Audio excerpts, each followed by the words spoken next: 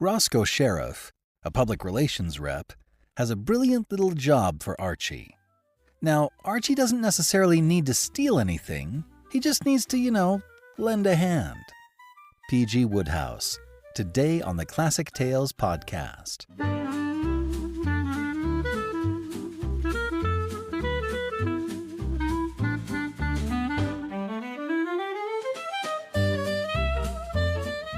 Welcome to the Classic Tales podcast. Thank you for listening.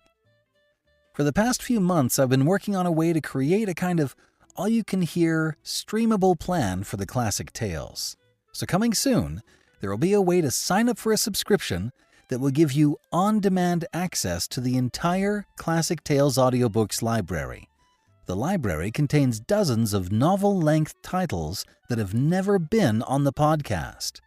Furthermore, folks with businesses, libraries, students, what have you, will be able, for a crazy low monthly subscription, to give complete access to all their people.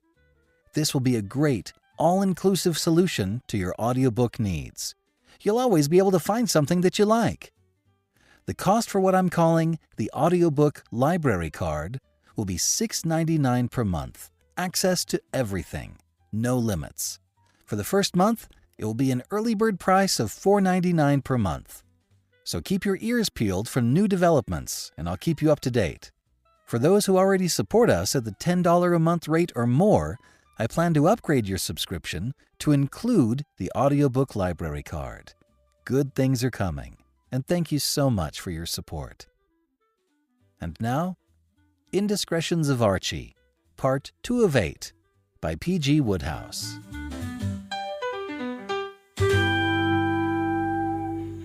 Chapter 7. Mr. Roscoe Sherriff has an idea. Archie inserted a fresh cigarette in his long holder and began to smoke a little moodily. It was about a week after his disturbing adventures in J.B. Wheeler's studio, and life had ceased for the moment to be a thing of careless enjoyment. Mr. Wheeler, mourning over his lost homebrew and refusing, like Niobe, to be comforted, had suspended the sittings for the magazine cover, thus robbing Archie of his life work. Mr. Brewster had not been in a genial mood of late, and in addition to all this, Lucille was away on a visit to a school friend, and when Lucille went away she took with her the sunshine. Archie was not surprised at her being popular and in demand among her friends, but that did not help him to become reconciled to her absence. He gazed rather wistfully across the table at his friend, Roscoe Sherriff, the press agent, another of his pen and ink club acquaintances.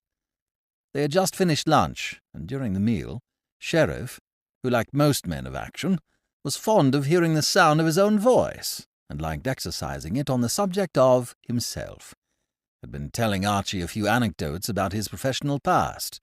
From these, the latter had conceived a picture of Roscoe Sherriff's life as a prismatic thing of energy and adventure, and well paid withal. Just the sort of life, in fact, which he would have enjoyed leading himself. He wished that he, too, like the press agent, could go about the place slipping things over and putting things across.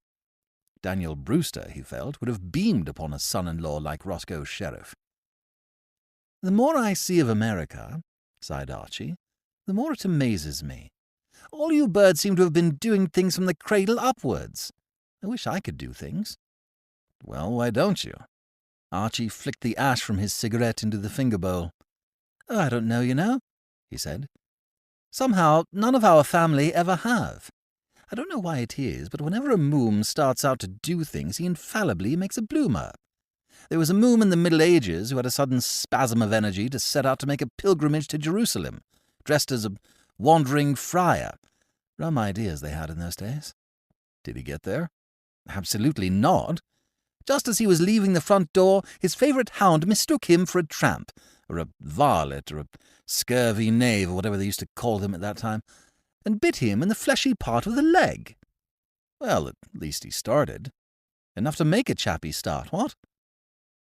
Roscoe Sherriff sipped his coffee thoughtfully. He was an apostle of energy, and it seemed to him that he could make a convert of Archie, and incidentally do himself a bit of good. For several days he had been looking for someone like Archie to help him in a small matter which he had in mind. "If you're really keen on doing things," he said, "there's something you can do for me right away." Archie beamed. Action was what his soul demanded. "Anything, dear boy, anything. State your case."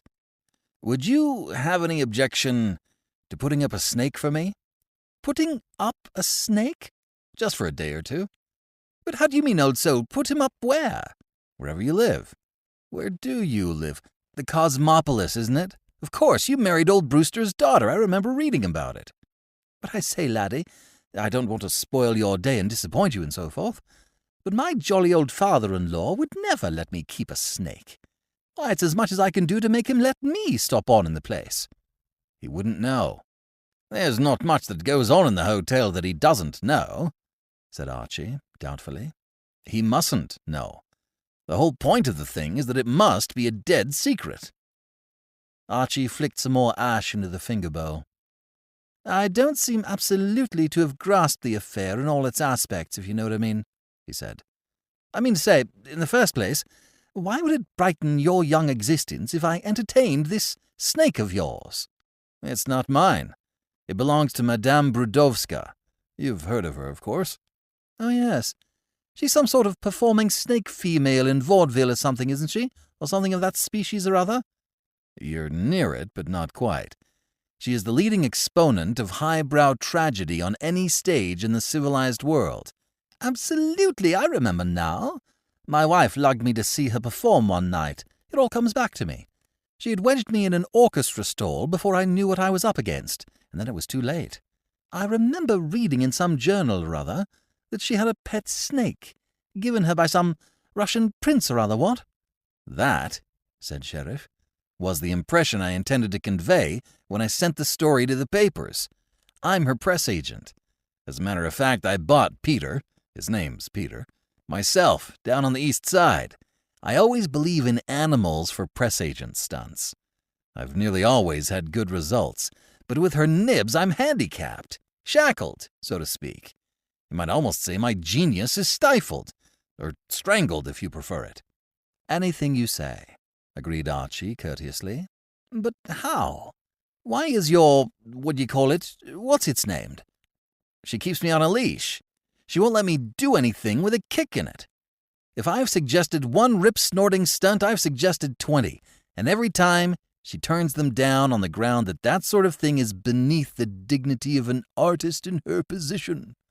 It doesn't give a fellow a chance. So, now I've made up my mind to do her good by stealth. I'm going to steal her snake." "Steal it? Pinch it, as it were?" "Yes. Big story for the papers, you see. She's grown very much attached to Peter. He's her mascot. I believe she's practically kidded herself into believing that Russian prince story. If I can sneak it away and keep it away for a day or two, she'll do the rest. She'll make such a fuss that the papers will be full of it." "I see." "Wow, any ordinary woman would work with me, but not her nibs. She would call it cheap and degrading and a lot of other things. It's got to be a genuine steal, and if I'm caught at it, I lose my job. So that's where you come in." "But where am I to keep the jolly old reptile?" "Oh, anywhere. Punch a few holes in a hat box and make it up a shakedown inside. It'll be company for you." "Something in that. My wife's away just now, and it's a bit lonely in the evenings." "You'll never be lonely with Peter around. He's a great scout, always merry and bright." "He doesn't bite, I suppose, or sting or whatnot?" "He may whatnot occasionally. It depends on the weather. But outside of that, he's as harmless as a canary." "Dash dangerous things, canaries," said Archie, thoughtfully. "They peck at you." "Don't weaken," pleaded the press agent. "Oh, all right, I'll take him. By the way, touching the matter of browsing and sluicing, what do I feed him on?" "Oh, anything. Bread and milk, or fruit, or soft-boiled egg, or dog biscuit, or ants' eggs, anything you have yourself. Well, I'm much obliged for your hospitality. I'll do the same for you another time. Now I must be getting along to see the practical end of the thing. By the way, her nibs lives in the Cosmopolis, too. Very convenient. Well, so long. See you later."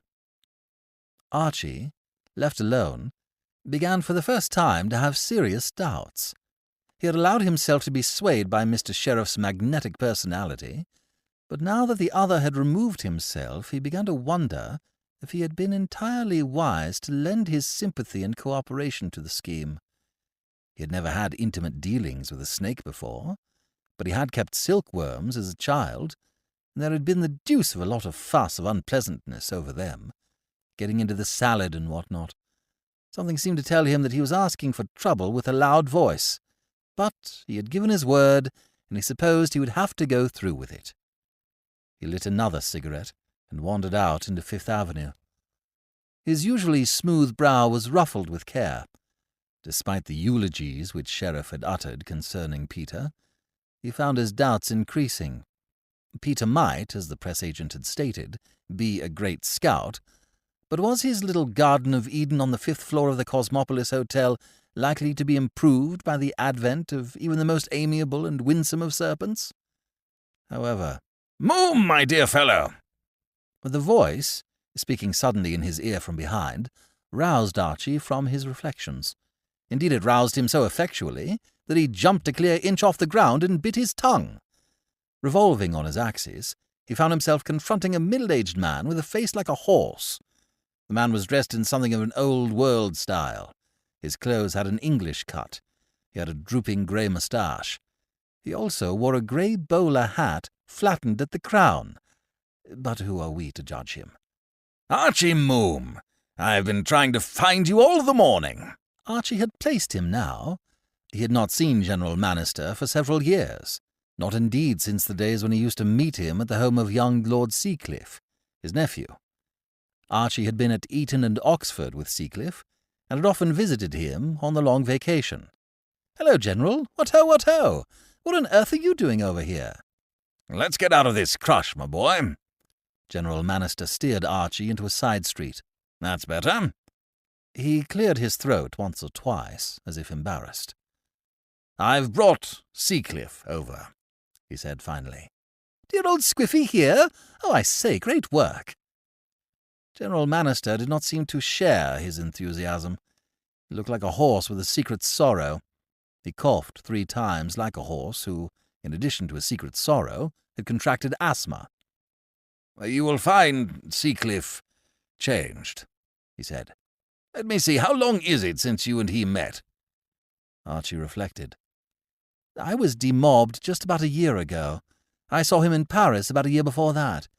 The old egg got a bit of shrapnel in his foot or something, didn't he? Anyhow, I remember he was sent home." "His foot is perfectly well again now, but unfortunately the enforced inaction led to disastrous results. You recollect, no doubt, that Seacliff always had a tendency, a weakness. It was a family failing." "Mopping it up, do you mean? Shifting it? Looking on the jolly old stuff when it was red and what-not, what?" "Exactly." Archie nodded. "Dear old Squiffy was always rather a lad for the wassail bowl. When I met him in Paris, I remember, he was quite tolerably blotto." "Precisely. And the failing has, I regret to say, grown on him since he returned from the war. My poor sister was extremely worried. In fact, to cut a long story short, I induced him to accompany me to America. I am attached to the British legation in Washington now, you know." "Oh, really?" "I wished Seacliff to come with me to Washington, but he insists on remaining in New York. He stated specifically that the thought of living in Washington gave him the... what was the expression he used?" "The pip?" "The pip, precisely." "But what was the idea of bringing him to America?" "This admirable prohibition enactment has rendered America, to my mind, the ideal place for a young man of his views." The General looked at his watch. "It is most fortunate that I happened to run into you, my dear fellow. My train for Washington leaves in another hour, and I have packing to do. I want to leave poor Seacliff in your charge while I am gone." "Oh, I say, what?" "You can look after him. I am credibly informed that even now there are places in New York where a determined young man may obtain the stuff, and I should be infinitely obliged, and my poor sister would be infinitely grateful, if you would keep an eye on him." He hailed a taxicab. I am sending Seacliff round to the Cosmopolis tonight. I am sure you will do everything you can. Goodbye, my boy. Goodbye." Archie continued his walk. This, he felt, was beginning to be a bit thick. He smiled a bitter, mirthless smile as he recalled the fact that less than half an hour had elapsed since he had expressed a regret that he did not belong to the ranks of those who do things. Fate, since then, had certainly supplied him with jobs with a lavish hand. By bedtime, he would be an active accomplice to a theft, valet and companion to a snake he had never met, and, as far as he could gather the scope of his duties, a combination of nursemaid and private detective to dear old Squiffy. It was past 4 o'clock when he returned to the Cosmopolis. Roscoe Sherriff was pacing the lobby of the hotel nervously, carrying a small handbag. "Here you are at last. Good heavens, man, I've been waiting 2 hours." "Sorry, old bean. I was musing a bit and lost track of the time." The press agent looked cautiously round. There was nobody within earshot. "Here he is," he said. "Who?" "Peter." "Where?" said Archie, staring blankly. "In this bag. Did you expect to find him strolling arm in arm with me round the lobby? Here you are. Take him." He was gone, and Archie, holding the bag, made his way to the lift. The bag squirmed gently in his grip. The only other occupant of the lift was a striking-looking woman of foreign appearance, dressed in a way that made Archie feel that she must be somebody, or she couldn't look like that. Her face, too, seemed vaguely familiar. She entered the lift at the second floor, where the tea-room is, and she had the contented expression of one who'd had tea to her satisfaction. She got off at the same floor as Archie, and walked swiftly, in a lithe, pantherish way, round the bend in the corridor. Archie followed more slowly. When he reached the door of his room, the passage was empty. He inserted the key in his door, turned it, pushed the door open, and pocketed the key. He was about to enter when the bag again squirmed gently in his grip. From the days of Pandora, through the epoch of Bluebeard's wife, down to the present time, one of the chief failings of humanity has been the disposition to open things that were better closed. It would have been simple for Archie to have taken another step and put a door between himself and the world. But there came to him the irresistible desire to peep into the bag now, not 3 seconds later, but now. All the way up in the lift he had been battling with the temptation, and now he succumbed. The bag was one of those simple bags with a thingamy which you press. Archie pressed it, and as it opened, out popped the head of Peter. His eyes met Archie's. Over his head there seemed to be an invisible mark of interrogation. His gaze was curious but kindly. He appeared to be saying to himself, "Have I found a friend?" Serpents, or snakes, says the encyclopedia, are reptiles of the saurian class Ophidia, characterized by an elongated, cylindrical, limbless, scaly form, and distinguished from lizards by the fact that the halves, rami, of the lower jaw, are not solidly united at the chin, but movably connected by an elastic ligament. The vertebrae are very numerous, gastrocentrous and precolus, and of course, when they put it like that, you can see at once that a man might spend hours with combined entertainment and profit just looking at a snake. Archie would no doubt have done this, but long before he had time to inspect the halves, rami, of his new friend's lower jaw, and to admire its elastic fittings, and long before the gastrocentrous and precolus character of the other's vertebrae had made any real impression on him, a piercing scream, almost at his elbow, startled him out of his scientific reverie. A door opposite had opened, and the woman of the elevator was standing staring at him with an expression of horror and fury that went through him like a knife. It was the expression which, more than anything else, had made Madame Brudowska what she was professionally. Combined with a deep voice and a sinuous walk, it enabled her to draw down a matter of $1,000 per week.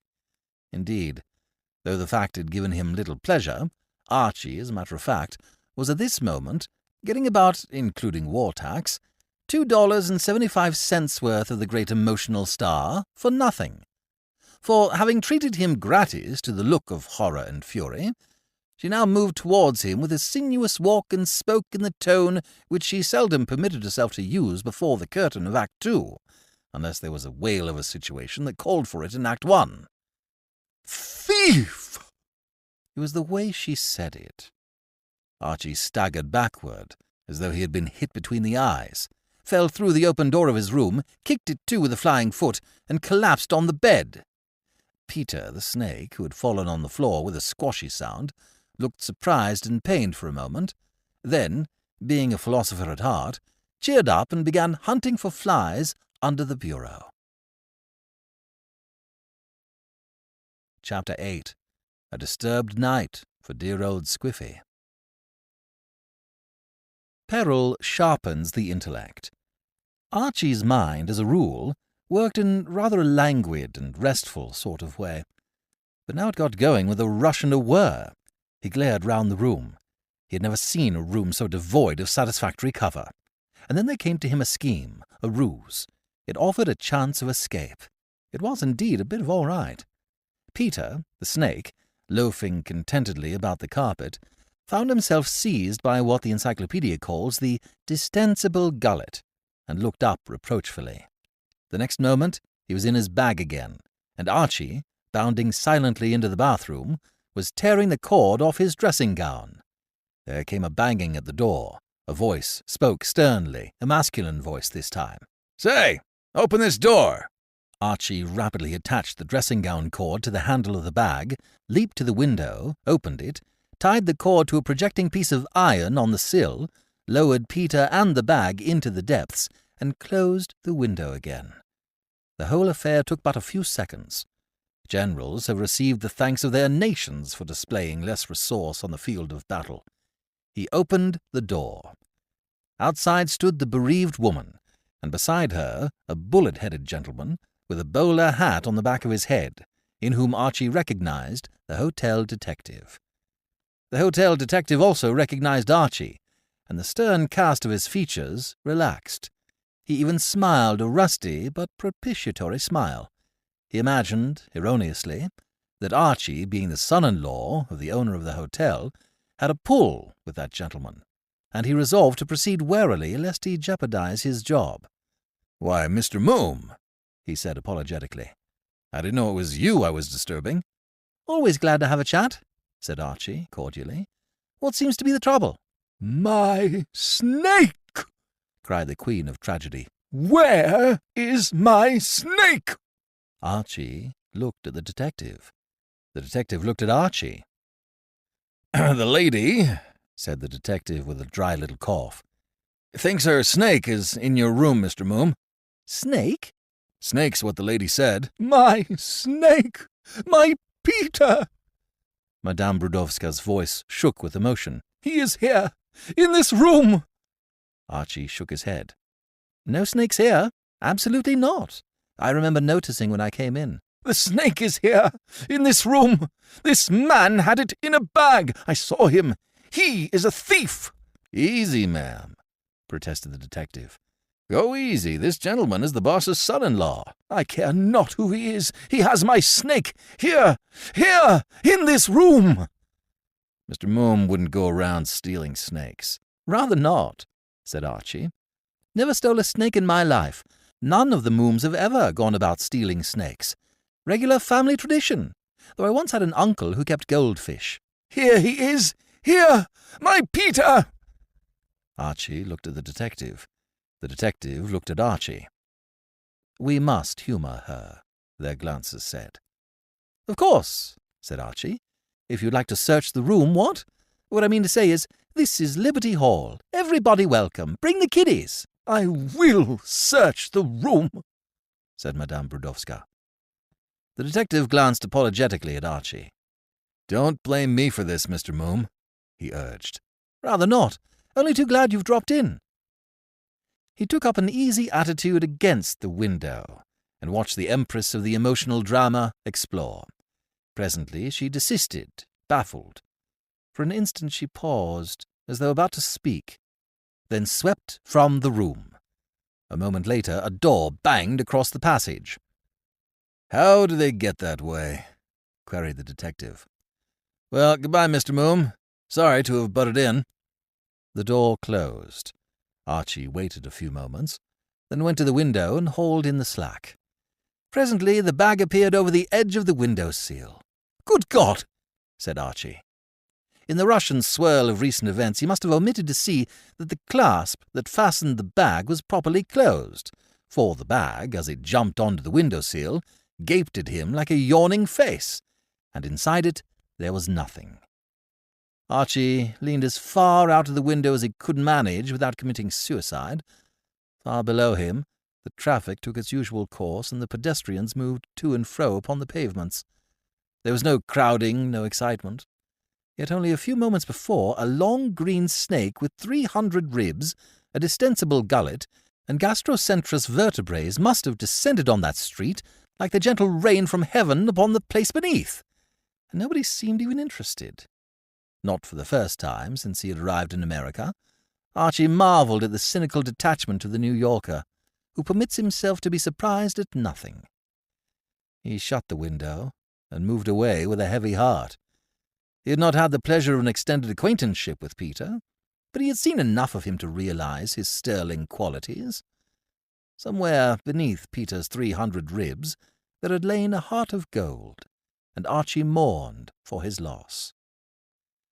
Archie had a dinner and a theatre engagement that night, and it was late when he returned to the hotel. He found his father-in-law prowling restlessly about the lobby.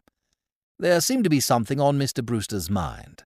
He came up to Archie with a brooding frown on his square face. "Who's this man Seacliff?" he demanded without preamble. "I hear he's a friend of yours." "Oh, you've met him, what?" said Archie. "Had a nice little chat together, yes? Talked of this and that, no?"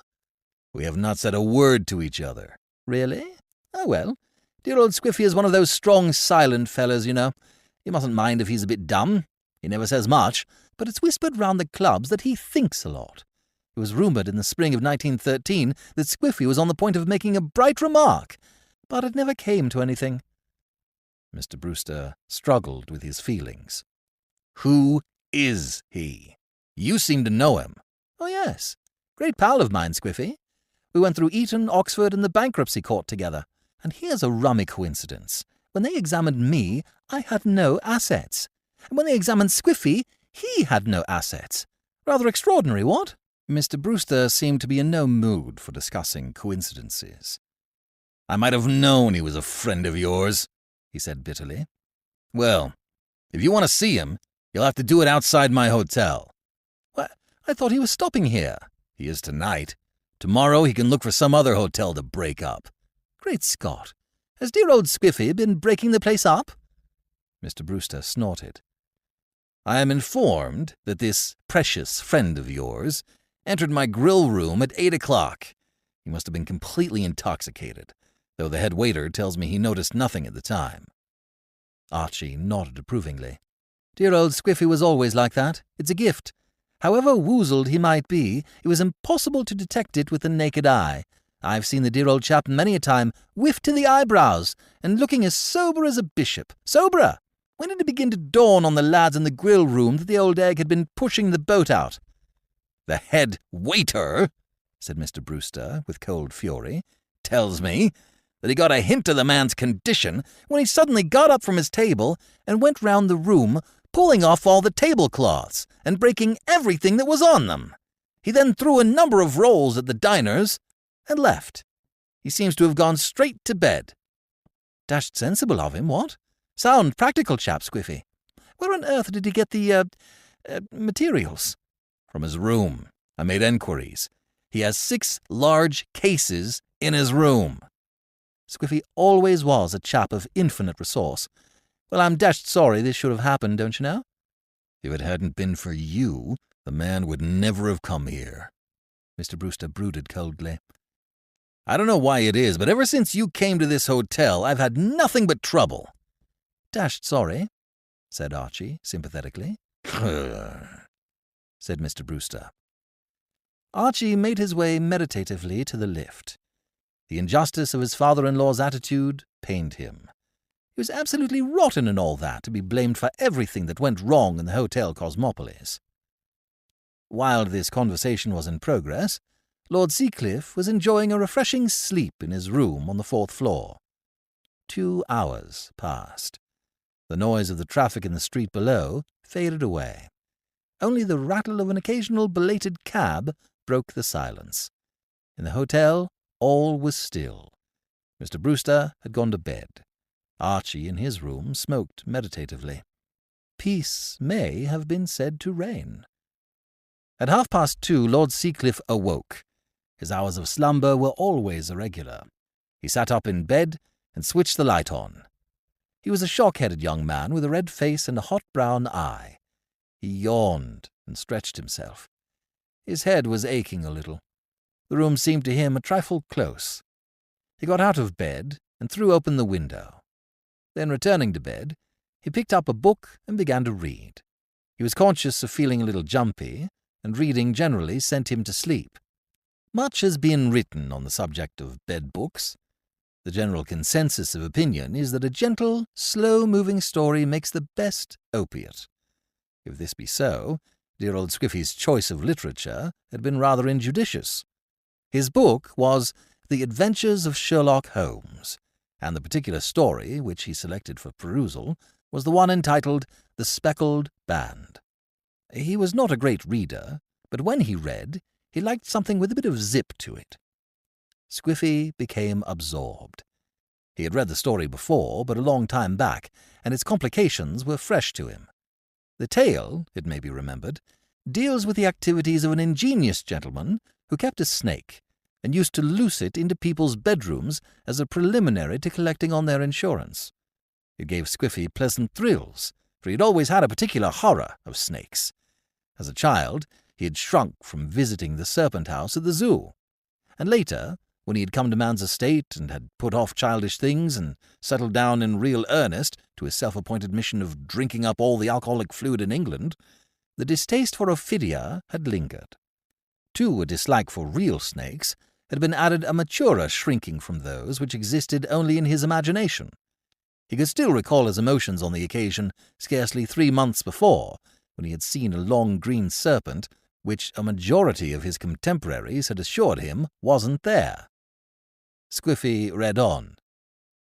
Suddenly, another sound became audible, a very gentle, soothing sound, like that of a small jet of steam escaping continuously from a kettle. Lord Seacliff looked up from his book with a start. Imagination was beginning to play him tricks. He could have sworn that he had actually heard that identical sound. It had seemed to come from the window. He listened again. No, all was still. He returned to his book and went on reading. It was a singular sight that met our eyes. Beside the table, on a wooden chair, sat Dr. Grimsby Roylott, clad in a long dressing gown. His chin was cocked upward, and his eyes were fixed in a dreadful, rigid stare at the corner of the ceiling. Round his brow he had a peculiar yellow band, with brownish speckles, which seemed to be bound tightly round his head. I took a step forward. In an instant, his strange headgear began to move, and there reared itself from among his hair the squat, diamond-shaped head and puffed neck of a loathsome serpent. "Ugh!" said Squiffy. He closed the book and put it down. His head was aching worse than ever. He wished now that he had read something else. No fellow could read himself to sleep with this sort of thing. People ought not to write this sort of thing. His heart gave a bound. There it was again, that hissing sound, and this time he was sure it came from the window. He looked at the window and remained staring, frozen.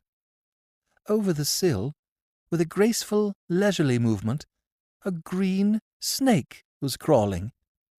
As it crawled, it raised its head and peered from side to side, like a short-sighted man looking for his spectacles.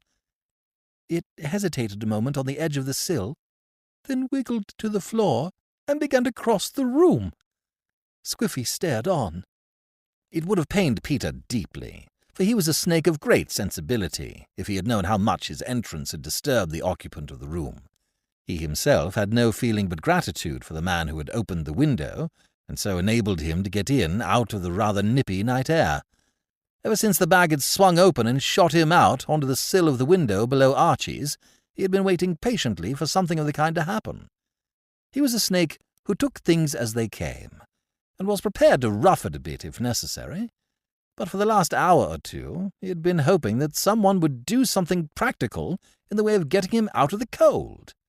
When at home he had an eiderdown quilt to sleep on, and the stone of the window-sill was a little trying to a snake of regular habits. He crawled thankfully across the floor under Squiffy's bed. There was a pair of trousers there, for his host had undressed when not in a frame of mind to fold his clothes neatly and place them upon a chair. Peter looked the trousers over. They were not an eiderdown quilt, but they would serve. He curled up in them and went to sleep. He had had an exciting day, and was glad to turn in. After about 10 minutes, the tension of Squiffy's attitude relaxed. His heart, which had seemed to suspend its operations, began beating again. Reason reasserted itself. He peeped cautiously under the bed. He could see nothing. Squiffy was convinced. He told himself that he had never really believed in Peter as a living thing. It stood to reason that there couldn't really be a snake in his room. The window looked out on emptiness. His room was several stories above the ground. There was a stern, set expression on Squiffy's face as he climbed out of bed. It was the expression of a man who was turning over a new leaf, starting a new life. He looked about the room for some implement which would carry out the deed he had to do, and finally pulled out one of the curtain rods. Using this as a lever, he broke open the topmost of the 6 cases which stood in the corner. The soft wood cracked and split. Squiffy drew out a straw-covered bottle. For a moment he stood looking at it, as a man might gaze at a friend on the point of death. Then, with a sudden determination, he went into the bathroom. There was a crash of glass and a gurgling sound. Half an hour later, the telephone in Archie's room rang. "I say, Archie, old top," said the voice of Squiffy. "Hello, old bean, is that you?" "I say, could you pop down here for a second? I'm rather upset." "Absolutely. Which room?" 441. "I'll be with you eftsoons or right speedily." "Thanks, old man." "What appears to be the difficulty?" "Well, as a matter of fact, I thought I saw a snake." "A snake?" "I'll tell you all about it when you come down." Archie found Lord Seacliff seated on his bed. An arresting aroma of mixed drinks pervaded the atmosphere. "I say, what?" said Archie, inhaling. "That's all right. I've been pouring my stock away. Just finished the last bottle." "But why?" "I told you. I thought I saw a snake." "Green?" Squiffy shivered slightly. "Frightfully green." Archie hesitated. He perceived that there are moments when silence is the best policy. He had been worrying himself over the unfortunate case of his friend, and now that fate seemed to have provided a solution, it would be rash to interfere merely to ease the old bean's mind. If Squiffy was going to reform because he thought he had seen an imaginary snake, better not to let him know that the snake was a real one. "Dashed serious," he said. "Bally dashed serious," agreed Squiffy. "I'm going to cut it out." "Great scheme." "You don't think," asked Squiffy with a touch of hopefulness, "that it could have been a real snake?" "Never heard of the management supplying them." "I thought it went under the bed." "We'll take a look." Squiffy shuddered. "Not me. I say, old top, you know, I simply can't sleep in this room now. I was wondering if you could give me a doss somewhere in yours." "Oh, there. I'm in 541, just above. Trot along up. Here's the key. I'll tidy up a bit here and join you in a minute." Squiffy put on a dressing gown and disappeared. Archie looked under the bed. From the trousers, the head of Peter popped with its usual expression of amiable enquiry. Archie nodded pleasantly and sat down on the bed. The problem of his little friend's immediate future wanted thinking over. He lit a cigarette and remained for a while in thought. Then he rose. An admirable solution had presented itself. He picked Peter up and placed him in the pocket of his dressing gown. Then Leaving the room, he mounted the stairs till he reached the 7th floor. Outside a room halfway down the corridor, he paused. From within, through the open transom, came the rhythmical snoring of a good man taking his rest after the labours of the day. Mr. Brewster was always a heavy sleeper. "There's always a way," thought Archie philosophically, "if a chappie only thinks of it." His father-in-law's snoring took on a deeper note. Archie extracted Peter from his pocket and dropped him gently through the transom.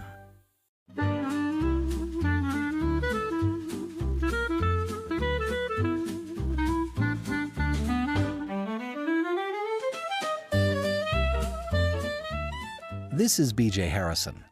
I hope you've enjoyed this unabridged production of Indiscretions of Archie, Part 2 of 8 by P.G. Wodehouse. If you've enjoyed this book, you may also enjoy Something New, also by P.G. Wodehouse, and Right Ho Jeeves. You can find these and other Classic Tales audiobooks at our website, classictalesaudiobooks.com. Thank you for joining me today and allowing classic literature to awaken your better self. Please join me next time, and we'll rediscover the greatest stories ever put to paper.